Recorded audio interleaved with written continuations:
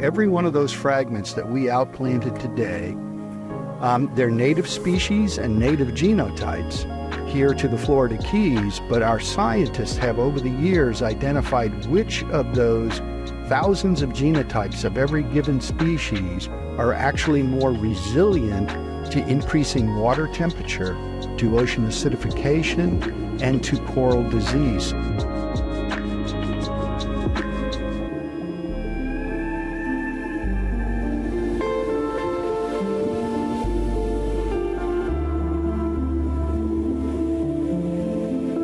Basically, these coral will grow 40 to 50 times as fast as a normal coral will grow, and in 2 years, through this microfragmentation and reskinning process, which is what we conducted today, the actual outplanting for reskinning, in 2 years, 3 years, we will have created a 50-year-old coral.